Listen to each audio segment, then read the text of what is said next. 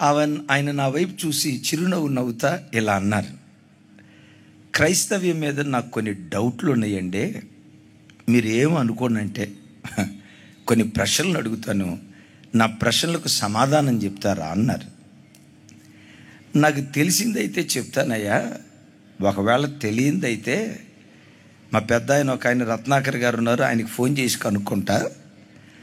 నాకు తెలిసినంత వరకు చెప్తానయ్యా, మీకున్న డౌట్లు ఏంటో అడగండి అన్న. నేను విమర్శిస్తున్నాను అనుకోకండి, నేను ప్రతి మతాన్ని గౌరవిస్తా. నేను పలానా మతానికి చెందినవాడిని, వాటి పేర్లు అవసరం లేదు, కానీ నేను పలానా మతానికి చెందినవాడిని. అట్ దట్ సేమ్ టైం భారతదేశంలో ఎన్ని మతాలు ఉన్నాయో, నాట్ ఓన్లీ ఇండియా, ఆకాశం క్రింద భూమికి పైన ఎన్ని మతాలు ఉన్నాయో ప్రతి మతాన్ని నేను గౌరవిస్తా. అదే సమయంలో నా మతాన్ని నేను ఆచరిస్తా. ఏ మతాన్ని నేను తిరస్కరించను. విమర్శించడానికి అడుగుతున్నాను అనుకోకండి అన్నాడు. నేను అనుకోనండి, నాకు తెలిసిందైతే చెప్తాను అని నేను అట్లాగే చక్కగా ఆయన వైపు చూసి నవ్వుతా, అడగండి అయ్యా అన్న. ఆయన ఏమన్నారు తెలుసా, పాస్టర్ గారు, ప్రపంచంలో ఎక్కడ చూసినా, ఏ గ్రామంలో చూసినా, గ్రామ స్థాయి మొదలుకొని పట్టణ స్థాయి వరకు ఎక్కడ చూసిన ప్రజలు బైబిల్ పట్టుకొని యేసు యేసు యేసు యేసు యేసు యేసు అంటూ ఆ యేసు వైపు పరిగెత్తుతున్నారు. అసలు ఆ యేసులో ఏముందయ్యా అన్నాడు. నాకు భలే సంతోషం అనిపించింది. ఎందుకు ఈ మాట అన్నావయ్యా అన్నాను. నేను విజయవాడ ప్రాంతంలో పలానా ఊరిలో పుట్టా. అసలు మా చిన్నతనంలో మా గ్రామంలో క్రైస్తవులే లేరు, ఉంటే 3-4 కుటుంబాలు. ఈరోజు విచిత్రం ఏంటంటే 2000 గడపన్న మా గ్రామంలో ఆల్మోస్ట్ 1900 గడప క్రైస్తవ గడపగా మార్చబడింది. నాకు అర్థం కాల. అరే, ఒకప్పుడు బైబిల్ నుంచి చించేసిన వాళ్ళు, బైబిల్ను తగలబెట్టిన వాళ్ళు, ఆ యేసు ప్రభు పేరెత్తారా చంపుతాం అని అన్నవాడే ఇప్పుడు యేసు ప్రభు కొరకు చావటానికి కూడా సిద్ధపడ్డాడు సార్. అసలు ఆ యేసు ప్రభులో ఏ మహాత్యం ఉందో నాకు అర్థం కావట్లా. అలాగని మా ఊరు మాత్రమే కాదండోయ్, ఏ ప్రాంతంలో చూసినా బైబిల్ తీసుకొని ఆదివారం వచ్చిందంటే పండగ. ఆయన అన్నమాట జాతర, మన తెలంగాణ భాషలో చెప్పాలంటే జాతరలాగా, తిరణాల్లాగా, తండోపతండాలుగా జనవాహిని మందిరానికి వెళ్తున్నారు. యేసు యేసు యేసు అని యేసు వైపు పరిగెత్తుతున్నారు. అసలు ఆ యేసులో ఏముందండి అన్నాడు.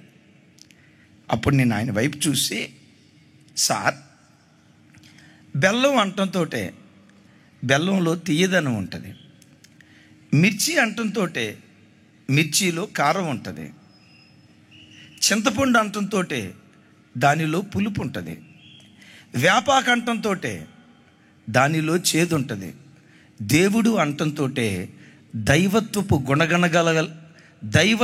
గుణగణాలు కలిగిన వాడే దేవుడండి. ఆ దైవత్వపు గుణగణాలు కలిగిన ఏకైక వ్యక్తి నజరేయుడైన యేసుక్రీస్తు వారండి. ఆయన గుణగణాలను బట్టి ప్రజలు పరిగెత్తుకుంటా తండోపతండాలుగా యేసుక్రీస్తు దగ్గరికి వస్తున్నారు, కానీ బలవంతంగా మతం మార్చడాన్ని బట్టి రాడు సార్. ఆయన కూడా ఏమన్నాడు తెలుసా, నేను ఈ మాట నమ్మనండే. బలవంతంగా మతం మార్చటం వలన ఒకడు తన మతాన్ని మార్చుకుంటాడన్న మాట నేను కూడా నమ్మనండే అని చెప్తా చిరునవ్వు నవ్వుతా ఏమన్నాడు తెలుసా, మా మనవడు ఒకడున్నాడు, వాడి వయసు 1 సంవత్సరం, వాడు తినాలనుకున్నప్పుడే తింటాడు. వాడు ఒక్కసారి తినొద్దని ఫిక్స్ అయ్యాడా, వాడి నోట్లో ఐస్ క్రీమ్ పెట్టాలని ప్రయత్నం చేసిన గట్టిగా బిగపడతాడు సార్. మా కూతురు వాడి దవడొత్తి తెరువు తెరువు తెరువు అంటుంది, వాడు తెరవడు సార్. చిన్న పిల్లోడికే బలవంతంగా ఐస్ క్రీమే పెట్టలేకపోతే బలవంతంగా మతాన్ని ఎట్లా మార్చగలుగుతాం సార్? బలవంతపు మత మార్పిడి అనేది నేను నమ్మను. ఏముంది సార్ యేసుక్రీస్తులో ఉన్న గొప్పతనం, యేసుక్రీస్తులో ఉన్న శ్రేష్టత ఏంటి సార్? నేనేం చెప్పానో తెలుసా, ఆకాశం క్రింద భూమికి పైన దైవత్వపు గుణగణాలు సంపూర్ణంగా నిక్షిప్తమై ఉన్నాయి.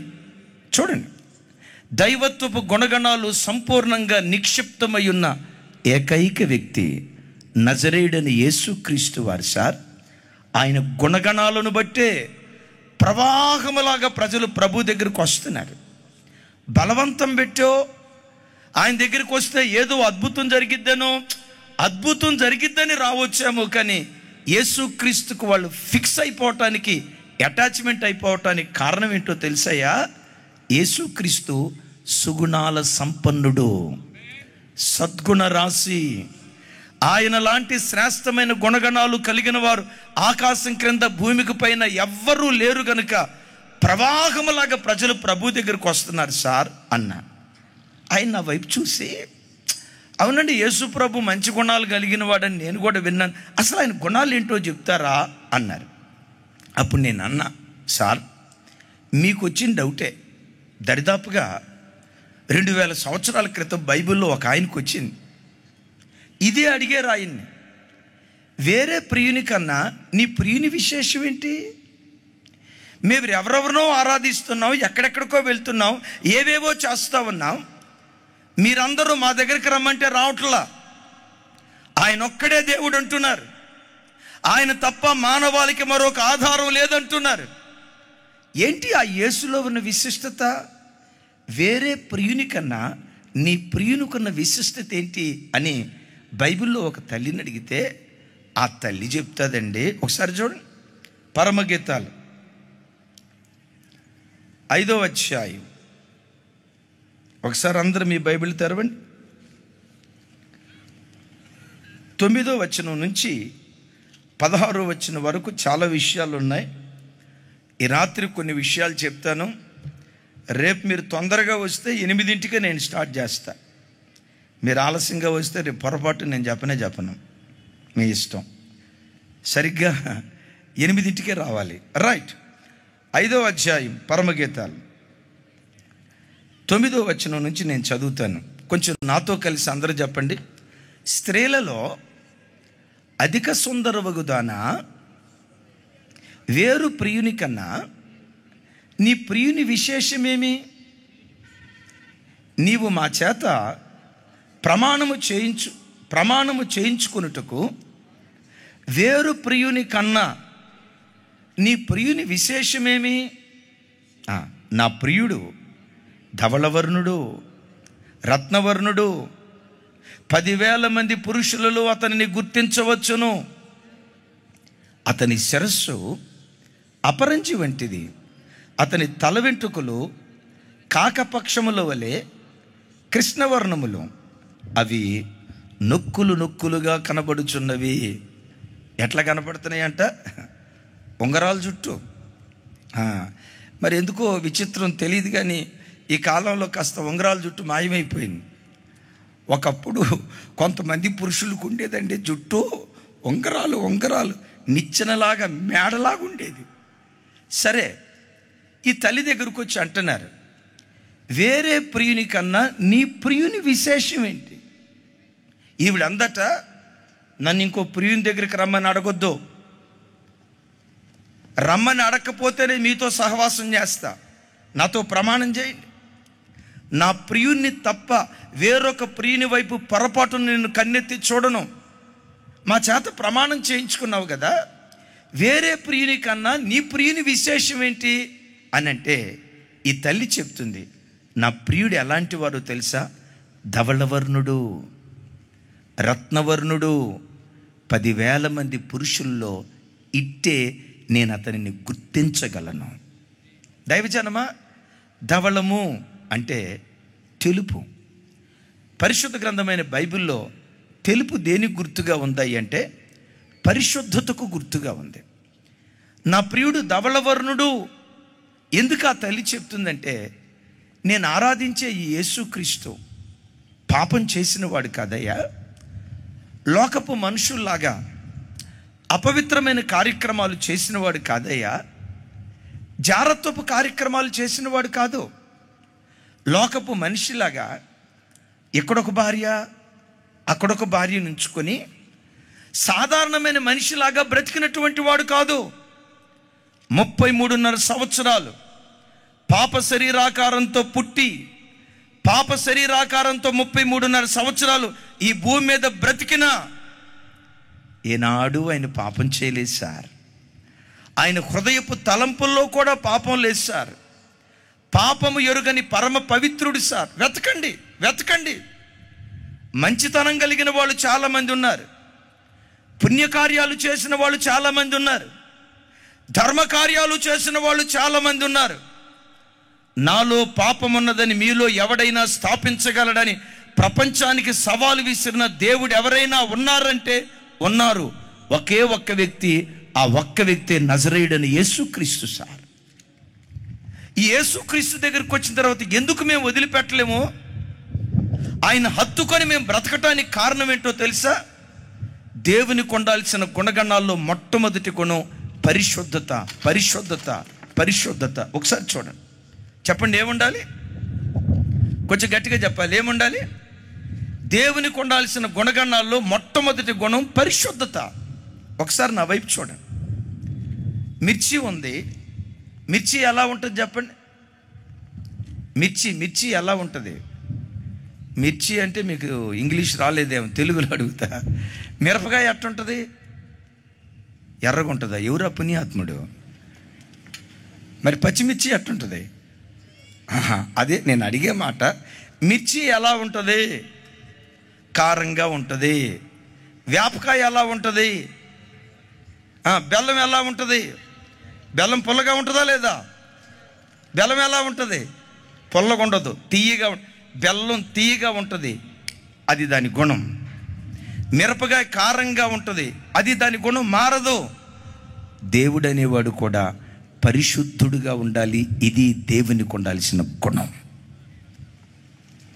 మీరు అడగొచ్చు, సార్ యేసు ప్రభువే పరిశుద్ధ దేవుడు అని చెప్పడానికి ఏవైనా ఒక చిన్న రుజువు చూపిస్తారా? ఓ చక్కటి మాట మీతో జ్ఞాపకం చేసుకుంటాను. యేసుక్రీస్తు వారిని ఆయన సిలువమ్రానుకు అప్పగించి యేసుక్రీస్తు వారిని సమాధి చేశారు. సమాధిలోకి వెళ్ళక మునిపే యేసుక్రీస్తు వారు అన్నారు, యోనా 3 దినాలు చేప గర్భంలో ఎలా ఉన్నాడో మనుష్య కుమారుడు కూడా 3 దినాలు సమాధి గర్భంలో ఉంటాడు. 3వ దినాన చేప గర్భంలో నుంచి యోనా బయటికి ఎలా వచ్చాడో అదే రీతిగా సమాధి గుండెను చీల్చి మరణపు ముళ్ళును విరిచి, మరణమాన్ని ముల్లెక్కడా, మరణమాన్ని విజయం ఎక్కడా అని మృత్యుంజయుడే నేను తిరుగు లెగుస్తా అని చెప్తే, ఆ మాటలు విని ఎవరు శిష్యులు విశ్వసించలా. ఊరుకోండి సార్, ఆదాము కాలం మొదలుకొని ఇప్పటి వరకు ఎంతోమంది చచ్చిపోయారు. చచ్చిపోయినోడు సమాధి నేటి వరకు మా మధ్యలోనే ఉంది. వారి శవాలు కుళ్ళిపోయి ఎముకలు తప్ప ఏమీ మిగలలేదు. ఈయనంట సమాధి గుండి జీలుస్తాడంట, బండరాయిని బ్రద్దలు చేస్తాడట, మరణపు ముళ్ళు విరుస్తాడట. ఊరుకోండి సార్ మీ మాటలో అన్నట్లుగా నమ్మనట్లుగా వాళ్ళు ఉన్నారు. కాబట్టే ఒక్కళ్ళు కూడా ఆ సమాధి దగ్గరికి రాలా. శిష్యులకు ఆ విశ్వాసం లేదు, కానీ రోమా సైనికులు మాత్రం ఉంది. విచిత్రం. శిష్యులకు ఆ విశ్వాసం లేదు, కానీ ప్రధాన యాజకులకు ఆ ఉందా విశ్వాసం. వాళ్ళు అంటారు, అయ్యా ఆ నయవంచకుడు సజీవునిగా ఉన్న దినాల్లో 3వ రోజు లేస్తానని చెప్పాడయ్యా, లేవకుండా ఆ బండరాయి మీద మోతయిండయ్యా అని చెప్పారు. మీకు తెలుసా, మన క్రైస్తవులకి యేసు ప్రభు మీద ఉన్న విశ్వాసం కంటే మందిరానికి రాని అన్యులకే మనకంటే ఎక్కువ విశ్వాసం ఉంటుంది. మనం రెగ్యులర్గా వాక్యం వింటాం, కానీ విని విని విని విని విని విని విని విని విని కాస్త ఏమంటారు, ముదురు బెండకాయలు అయిపోతాం కొన్నిసార్లు. అన్యులు ఉన్నారు చూసారా, యేసయ్య పట్ల మనకున్న విశ్వాసం కంటే అన్యులకే అచంచలమైన విశ్వాసం వాళ్ళ గుండెల్లో ఉంది. సరే, బండరాయి వేశారు, 2000 కిలోల బరువైన బండరాయి వేశారు. 3వ దినం ఆదివారం తెల్లవారుతూ ఉండగా ఆ సమాధిలో ఉన్న యేసుక్రీస్తు వారు మరణమాని ముల్లెక్కడ, మరణమాని విజయం ఎక్కడని మరణపు ముళ్ళును విరిచి సమాధి గుండెను చీల్చి బండను బ్రద్దలు చేసి మృత్యుంజయుడై ప్రభు తిరిగి లేచాడు. ఒక్క మాటలో చెప్పాలంటే మరణమే యేసుక్రీస్తును చూసి గడగడలాడింది. మరణమే యేసుక్రీస్తును చూసి గడగడలాడింది. ఆకాశం క్రింద భూమికి పైన నేటి వరకు ప్రతి మనుషుడు మరణాన్ని చూసి గడగడలాడాడు, మరణాన్ని చూసి కలవరపడ్డాడు. అసలు మరణం అనే వార్త వింటేనే చాలు బీపీ 190కి పోద్ది మనిషికి. మరణాన్ని చూసి ప్రతి మనిషి గడగడలాడితే యేసుక్రీస్తును చూసి మరణమే గడగడలాడి మరణం యేసుక్రీస్తు ఎదుట మోకరిల్లింది.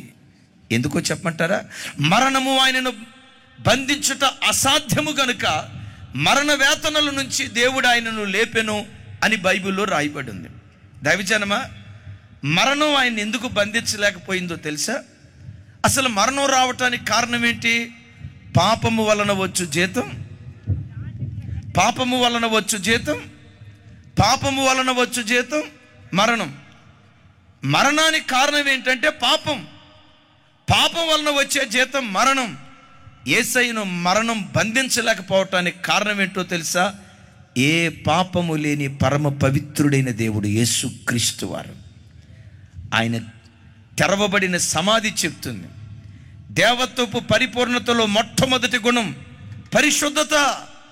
ఆ పరిశుద్ధత యేసుక్రీస్తు దగ్గర ఉంది కాబట్టే యేసుక్రీస్తును బోధించే పాస్టర్ గారు పరిశుద్ధుడు కాకపోవచ్చు, మందిరానికి వచ్చే విశ్వాసులు పరిశుద్ధులు కాకపోవచ్చు, కానీ క్రైస్తవుడు ప్రకటించే దేవుడు పరిశుద్ధ దేవుడు గనుక ఆ పరిశుద్ధతను చూసే ప్రజలు ప్రవాహములాగా యేసుక్రీస్తు దగ్గరికి వస్తూ ఉన్నారు.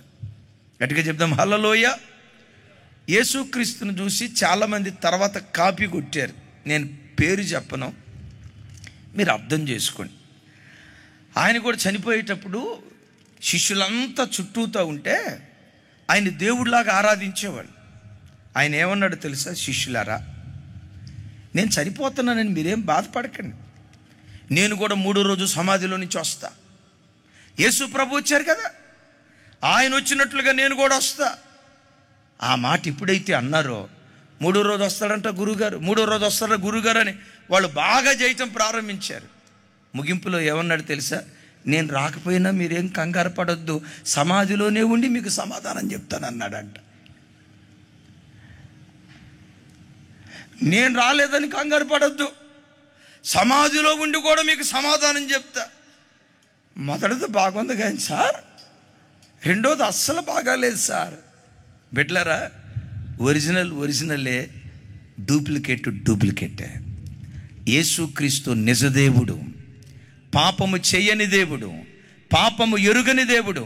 ఎందుకు ప్రజలు తండోపతండాలుగా గ్రామ గ్రామాలలో నుంచి, పట్టణాలలో నుంచి, రాష్ట్రాల్లో నుంచి ఎందుకు ప్రజలు తండోపతండాలుగా యేసు వైపు వస్తున్నారో తెలుసా? యేసుక్రీస్తు ఒక్కడే పరిశుద్ధ దేవుడు, కామ క్రోధ లోభ మోహ మద మాత్సర్యాలు జయించిన వాడు.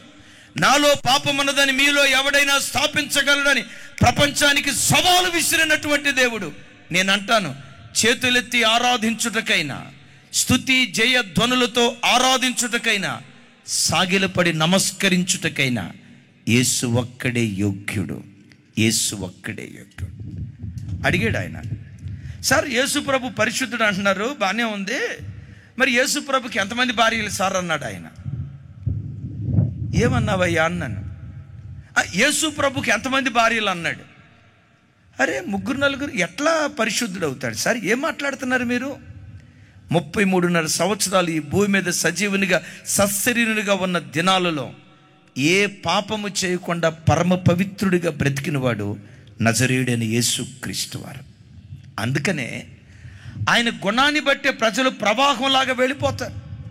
మీకు తెలుసా, మన ఇమ్మాన్యుయల్ మినిస్ట్రీస్ యూట్యూబ్ పశ్చిమ గోదావరి జిల్లా తణుకు ప్రాంతంలో, స్థలం పేరు చెప్పను, ఒక తల్లి రెగ్యులర్గా మన వాక్యం చూస్తుంది. చౌదరి కుటుంబం నుంచి రక్షించబడింది. ఇమ్మాన్యుయల్ మినిస్ట్రీస్ ద్వారా యూట్యూబ్లో వాక్యం విని వాక్యం చేత పట్టబడింది. భర్తకు తెలియకుండా రహస్యంగా ప్రార్థన చేసుకుంటూ ఉంటుంది. ఒకరోజు భర్తకు తెలిసింది, ఇంకొకసారి యేసు ప్రభు పేరెత్తేవా చంపేస్తా, విడాకులు చింటికి పంపిస్తా. మనమేంటి, మన కులమేంటి, మనమేంటి, మన గోత్రం ఏంటి, ఆ యేసు ప్రభు పేరెత్తావా నేను చంపేస్తా. సరేనండి పిల్లల కోసం మౌనం అయిపోయిందట. భర్త లేనప్పుడు ప్రార్థన చేసుకునేది, ఎప్పుడైనా భర్త ఉంటే ఆ ప్రార్థన చేసుకోవాలని అనిపించిన సందర్భంలో ఎలా ప్రార్థన చేసుకునేదో తెలుసండి? బాత్రూంలోకి వెళ్ళి స్నానానికని వెళ్ళి ట్యాప్ ఆన్ చేసి ఏడుస్తూ ప్రార్థన చేసిందట. అమ్మా, ఎందుకమ్మా ట్యాప్ ఆన్ చేసి ప్రార్థన చేస్తావు? కారణం ఏంటమ్మా? ఆ ట్యాప్ శబ్దంలో, నీళ్ళ శబ్దంలో నేను ఏడ్చే ఏడ్పు వాళ్ళకి వినపడదు కదండి, నా రోదన వాళ్ళకి వినపడదు కదండి, నా కన్నీటి ధ్వని వాళ్ళకి వినపడకుండా ఉండినట్లుగా ట్యాప్ ఆన్ చేసి ఏడుస్తానండి. మొత్తానికి ఒకరోజు నా భర్త పసిగట్టాడు. నేను రహస్యంగా ప్రార్థన చేయటం చూశాడు. వాష్రూమ్లో నుంచి జుట్టు పట్టుకొని బయటికి లాగాడు. కుక్కను కొట్టినట్టు కొట్టాడు. చెవుల్లో నుంచి రక్తం, నోట్లో నుంచి రక్తం, శరీరంలో నుంచి రక్తం కారుతా ఉంటే కొట్టి కొట్టి కొట్టి కొట్టి కొట్టి కొట్టి కొట్టి నా వైపు చూసి ఒక మాట అన్నాడు, యేసు యేసు యేసు యేసు అని. ఆ యేసు వైపు పరిగెత్తుతావే, అసలు వాడిలో ఏముందా నీకో? కుక్కను కొట్టినట్లు కొట్టానే, రక్తం కారుతా ఉందే, చస్తావేమో అన్న భయం నాకు కలుగుతుంది. ఏముంది ఆ యేసు దగ్గర? ఏడుస్తూ అందట, ఆ యేసులో సాటిలేని పరిశుద్ధత ఉందయ్యా, సాటిలేని దైవత్వం ఉందయ్యా, సాటిలేని దైవత్వపు గుణగణాలు ఉన్నాయ్యా. నేను ఎన్నో వెతికాను. దేవత్వపు సర్వ పరిపూర్ణత కలిగిన వాళ్ళు ఎవరైనా ఉన్నారంటే ఒకే ఒక్క వ్యక్తి నాకు కనపడుతున్నాడయ్యా. ఆ ఒక్క వ్యక్తే నజరేయుడైన యేసుక్రీస్తయ్యా. ఈ ఒక్కటి నేను అడుగుతా, యేసు ప్రభు దగ్గరికి వెళ్ళకుండా నన్ను ఆపొద్దయ్యా. ఒకవేళ చర్చికి వెళ్ళొద్దంటావా? రహస్యంగా ఇంట్లో ప్రార్థన చేసుకుంటా. ప్రార్థన చేసుకోవద్దని మాత్రం నన్ను ఆపొద్దయ్యా, నీకు దండం పెడతా. చివరికి భర్తే అసలు ఆ యేసుబాబు గురించి ఏ పుస్తకం ఉందో తీసుకురావే, నేను చదువుతా. చదివాడట. బైబిల్ చదివి ముగించే లోపు అన్యుడైన భర్త కూడా యేసుక్రీస్తును స్వరక్షకునిగా అంగీకరించి చప్పట్లు కొట్టారు. బాగానే ఉంది, ఆగండి, మన భక్తి లోపటే ఉంచుకుందాం, బయటకు తెలియొద్దు. వెళ్తే నువ్వు వెళ్ళు, సజ్జన నన్ను రమ్మనొద్దు. ఇక భార్య అందట, సార్ నువ్వు రాకపోయినా పర్లేదు సార్, నన్ను పంపిస్తానన్నావు కదా, నేను పోతా. ఏదో ఒక రోజు నువ్వు కూడా యేసును వెతుక్కుంటా వస్తావు. కులం వెలివేసిన, మతం వెలివేసిన, జాతి వెలివేసిన, చివరికి గ్రామస్తులు వెలివేసిన, డబ్బులిచ్చి మతం మార్చరు సార్. ఏదో అద్భుతం జరుగుతుంది రండి అని బలవంతంగా ఎవరు మార్చరు సార్. ప్రజలు మారటానికి కారణం యేసుక్రీస్తు యొక్క గొప్ప గుణగణాలే దానికి కారణమై ఉన్నాయి. నా ప్రియుడు ధవళవర్ణుడు, అంత మాత్రమే కాదు, రత్నవర్ణుడు. పాపిని పవిత్రుడిగా మార్చగలిగిన ఏకైక దేవుడు యేసుక్రీస్తు వారు. దైవజనమా, అపోస్తులైనటువంటి యోహాను గారు యేసుక్రీస్తు వారిని గురించి మాట్లాడుతూ ఇలా అంటారు. చూడండి, యోహాను మొదటి పత్రిక 2వ అధ్యాయం, యోహాను మొదటి పత్రిక 2వ అధ్యాయం 2వ వచనం ఒకసారి చదువుకుందాం. చూడండి, నాతో కలిసి అందరూ చెప్పండి. ఆయనే మన పాపములకు శాంతికరమై ఉన్నాడు. మన పాపములకు మాత్రమే కాదు, సర్వలోకమునకు శాంతికరమై ఉన్నాడు. ఏ లోకాలకు శాంతికరమై ఉన్నాడు? కొంచెం గట్టిగా చెప్పాలి. యేసుక్రీస్తు తెల్లోళ్ళకు మాత్రమే శాంతికరం కాదు, అమెరికా దేశస్తులకు మాత్రమే శాంతికరం కాదు, ఇంగ్లాండ్ దేశస్తులకు మాత్రమే శాంతికరం కాదు. నా దేవుని వాక్యం అంటుంది, సర్వలోకమునకు శాంతికరమై ఉన్నాడు. ఒకసారి చెప్పండి ఆమేనని. ఎవరెవరికి శాంతికరం? సర్వలోకమునకు శాంతికరం. శాంతికరం అనే మాట కింద పుట్టినట్లో ప్రాయశ్చిత్తము అని రాస్తాడు. దైవజనమ, పాపానికి ఎక్కడ ప్రాయశ్చిత్తం దొరుకుతుందో, పాపము నుంచి మనుషుడు ఎక్కడ విడుదల పొందుతాడో, వాడు శాంతిగా భూమి మీద బ్రతకటానికి దేవుడు కృప చూపిస్తాడు. నీతి ఎక్కడుంటుందో బైబిల్లో ఒక మాట రాసి ఉంటుంది, నీతి వలన నిమ్మలము నిబ్బరము కలుగును అని రాసి ఉంటుంది. పాపం చేసే ఏ మనుషుడు కూడా తన బ్రతుకులో నెమ్మదిగా బ్రతకలేడండి. మీరు ఎక్కడైనా చూడండి, చీకటి కార్యక్రమాలు చేసే మనిషి ఎక్కడ భూమి మీద సమాధానంగా బ్రతకలేడండి. ఇప్పుడు దొంగోడు అటు వెళ్తున్నాడు, ఆ దొంగోడితో పాటు మనం కూడా అదే దారి గుండా మన పని మీద మనం వెళ్తున్నాం. వెనక నుంచి పోలీస్ వ్యాన్ వచ్చింది, కొయ్యం కొయ్యం కొయ్యం కొయ్యం ఆర్ను కొట్టుకుంటా వచ్చింది. మనం ఏమన్నా భయపడతామా? భయపడతారా? దొంగోడు ఉన్నాడు చూసారా, వాడు గుండె 190 కొట్టుకోకపోతే నన్ను అడగండి, గడగడ గడగడ వణుకుతాడు. ఒక పాటు గుండె ఆగిపోద్దేమన్నంత భయం. అయిలారా వినండి, పాపం చేసే మనుషులను చూసి మనుషుడు అనుకుంటాడు, అబ్బా వాడు స్మోకింగ్ చేసి ఎంత అద్భుతం, ఎంత ఎంజాయ్ చేస్తున్నాడో రా అనుకుంటాడు. మందు తాగేవాడిని చూసి మందు తాగనోడు అనుకుంటాడు, లైఫ్ అంటే వాడిదిరా. అది చూడు చూడు చూడు, వాడు మందు తాగి ఎంత ఎంజాయ్ చేస్తాడో. ఒకరోజు నా స్నేహితుడు ఒకడు చెప్పాడు, రేయ్ మందు తాగితే ఎట్టుంటుందో తెలుసా అన్నాడు. ఎట్టుంటుందిరా అన్న. ఎట్టుంటుందంటే అట్టుంటుందిరా అన్నాడు. కాదురా ఎట్టుంటుందిరా చెప్పురా అన్న. నా వైపు చూసి అంటాడు, అరే మందు తాగితే ఎట్టుంటుందంటే అట్టుంటుందిరా అన్నాడు.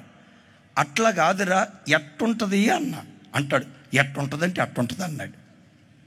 ఒరే ఎట్టుంటుందిరా అంటే చివరికి అన్నాడు, అసలు దాన్ని వీ కాంట్ డిస్క్రైబ్ రా, వీ కాంట్ ఎక్స్ప్లెయిన్ రా అన్నాడు. అని ఏం చేశాడు తెలుసా, జనవరి 1వ తారీఖున నాకు జరదాకిళ్ళి కట్టించాడు. ఆ పాన్ షాప్ ఆయనకి చెప్పాడు, వీడికి మత్తేసేది కాస్త ఎక్కువేయి అన్నాడు. ఆ పొట్టలో నాకు ఇస్తా, రేయ్ నువ్వు ఎప్పుడు మందు తాగలేదు కదా, తాగలేదు.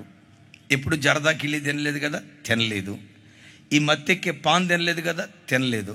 కాబట్టి హెచ్చరిక, రోడ్డు మీద నువ్వు వేసుకోవద్దు, రూమ్లోకి వెళ్ళిన తర్వాత వేసుకో. రోడ్డు మీద వేసుకున్నావా ఇబ్బంది, 1/2 కిలోమీటరు. నేనన్నా ఎట్టుంటుందో అన్నావు కదరా, మరలా 1/2 కిలోమీటర్ ఆగాలంటే ఎక్కడ ఆగుతావు, నేను ఇప్పుడే తింటా అంటాను. వద్దురా నీకు కొత్త కదా, రూమ్కి వెళ్ళిన తర్వాత దీన్ని అన్నాడు. సరే పొట్లం జేబులో పెట్టాడు. మా రూమ్కి వెళ్ళటానికి ఒక 1/2 కిలోమీటర్ దూరం.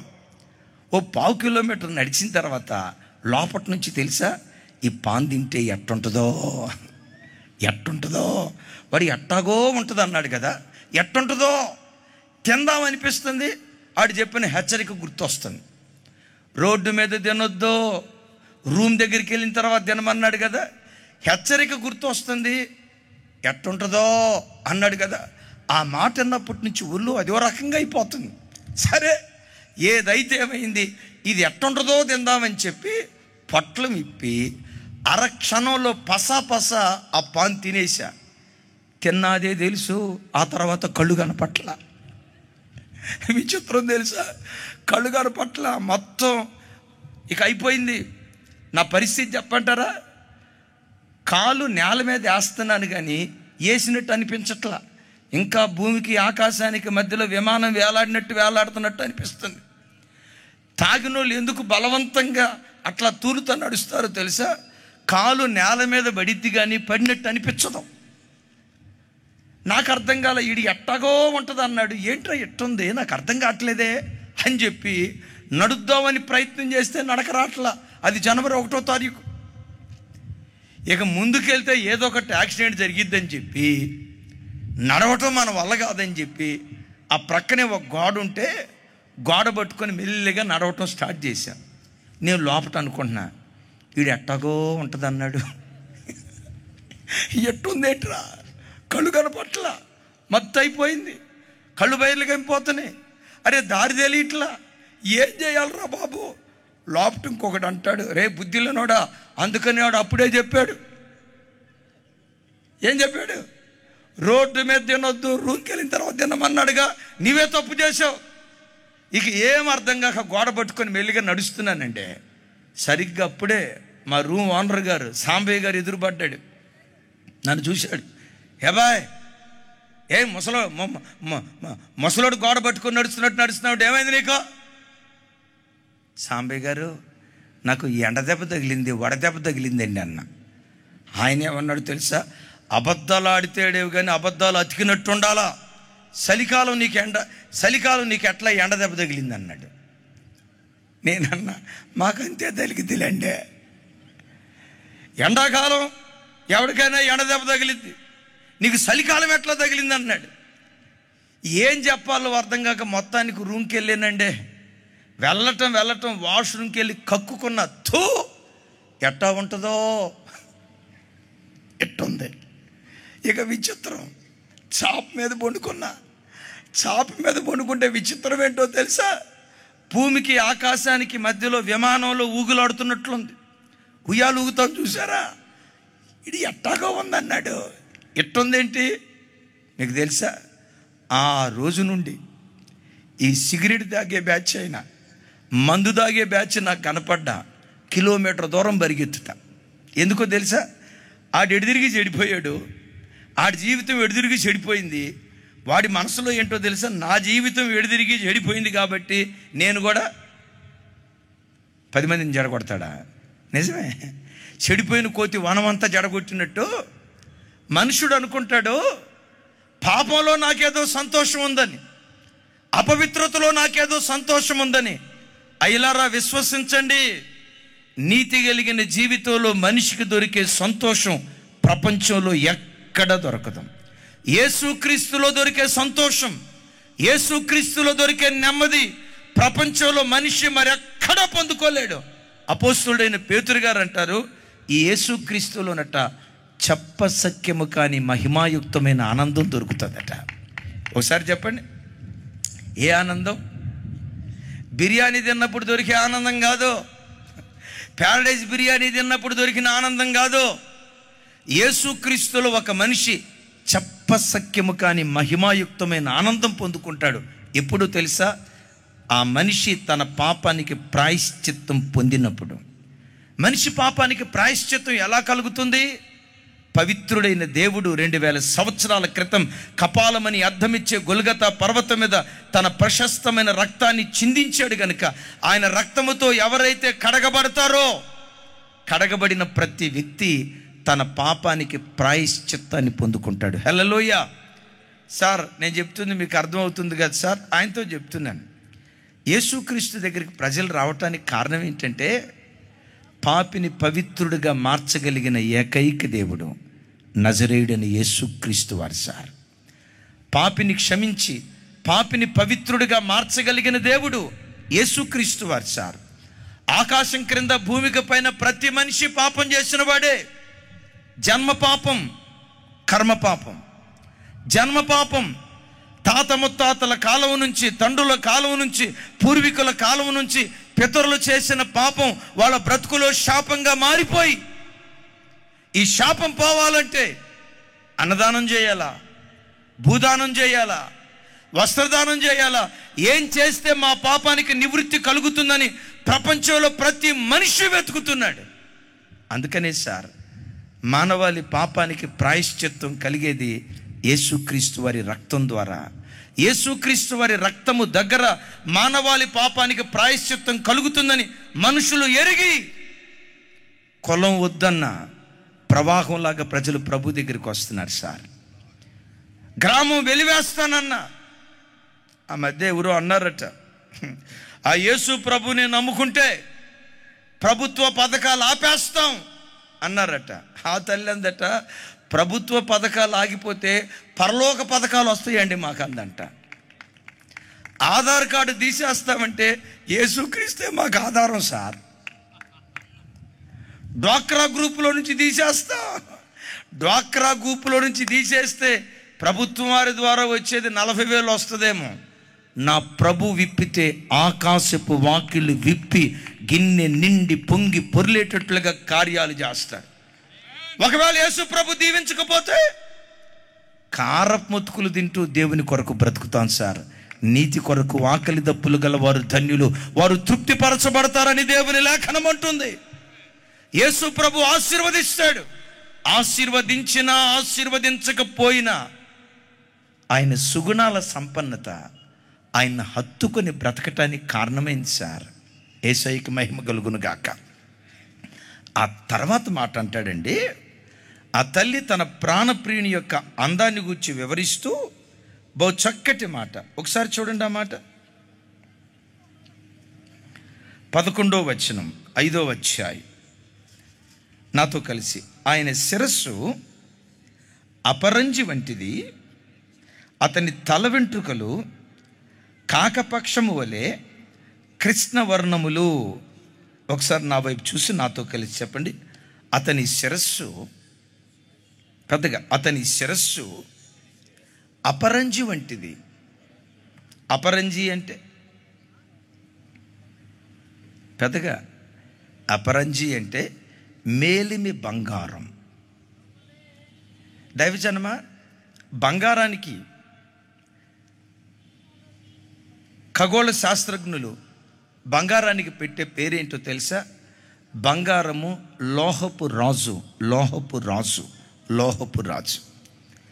లోకంలో ఎన్ని లోహాలున్నా, ఇనుముంది, ఇత్తడుంది, వెండుంది, తగరముంది, శేషముంది, ఇవన్నీ ఖనిజ పదార్థాలు. భూమిలో ఎన్ని ఖనిజ పదార్థాలు దొరికినా లోహాలన్నిటికీ రాజేదయ్యి అంటే బంగారమే. అవునో కాదో చెప్పాలంటే, రాజుల తల మీద కిరీటం ఉంటుంది కదా, ఆ కిరీటం ఇనుముతో చేస్తారా లేదా అమ్మా? ఇనుమే కదా టీచర్ గారు, ఇనుమా కాదా? బంగారం కదా. బంగారంతో కిరీటం చేస్తారు. ఆయన తల అపరంజి అని ఎందుకు రాసిందో తెలుసా?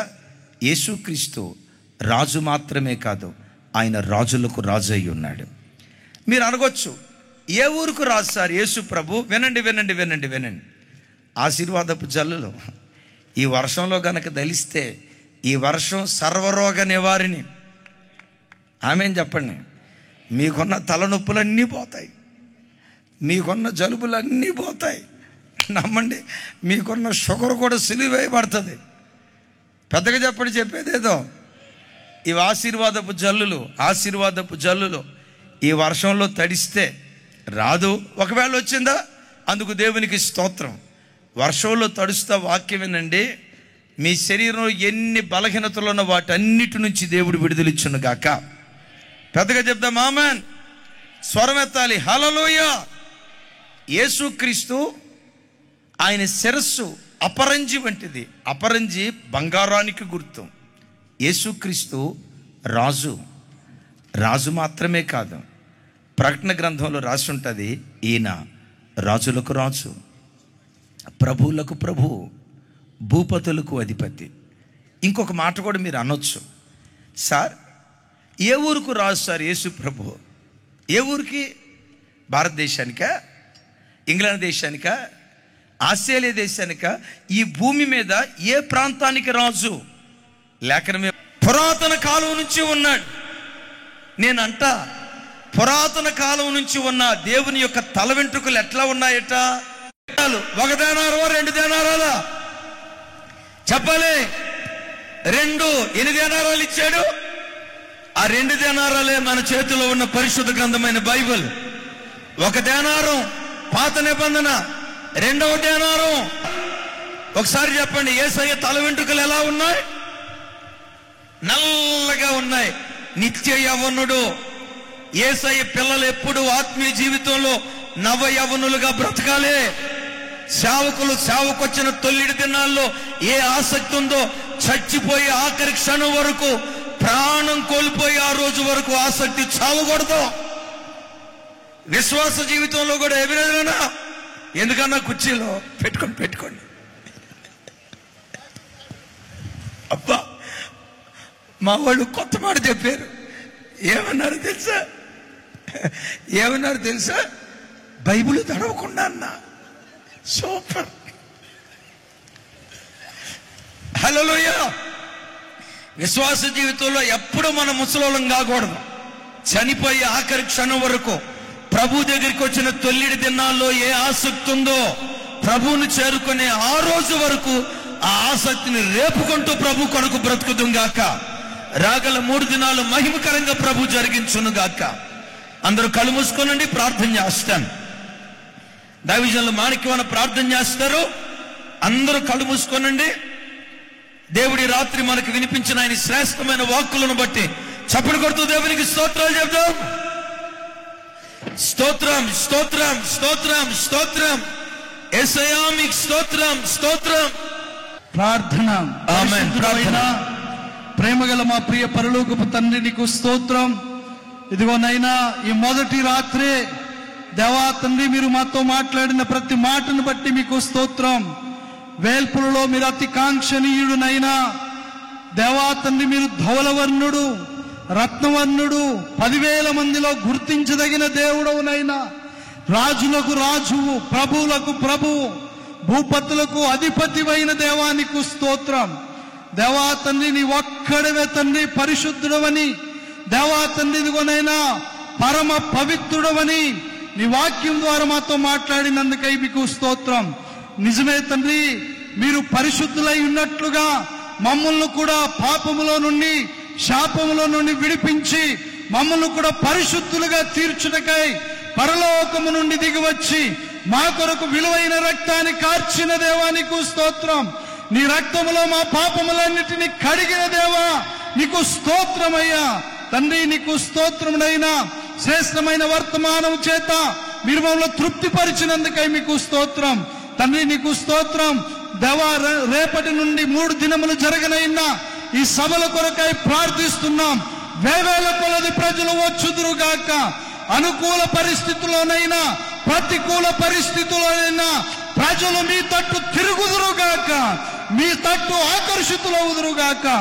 రాత్రికాలపు దీవెనలు మా అందరికీ దయచేయమని, మీ దాసుని రేపటి దినము కొరకు బలపరచుమని, కూడి వచ్చిన బిడ్డలందరినీ దీవించి ఆశీర్వదించి క్షేమముగా పంపుమని యేసుక్రీస్తు పరిశుద్ధ నామమున స్తుతించి ప్రార్థించి అడిగి వేడుకుంటున్నాము తండ్రి. ఆమేన్. తండ్రి అయిన దేవుని ప్రేమ, కుమారుడైన యేసుక్రీస్తు ప్రభువారి దివ్య కృప, పరిశుద్ధాత్మ దేవుని అన్యోన్య సహవాసం మనకు సకల పరిశుద్ధులకు సదా తోడయుండి నడిపించునుగాక. ఆమేన్. ఆమేన్. ఆమేన్. ఆమేన్. ఆమేన్. ఆమేన్. ఇంతవరకు ఓపికతో విన్నందుకు మీకు అందరికీ కృతజ్ఞతలండి. ఇంతవరకు నా ఛానల్ సబ్స్క్రైబ్ చేసుకోకపోతే దయచేసి సబ్స్క్రైబ్ చేసుకోండి, లైక్ చేయండి, షేర్ చేయండి. ఇంకా లేటెస్ట్ వీడియోల కోసం బెల్ ఐకాన్ మీద క్లిక్ చేయండి.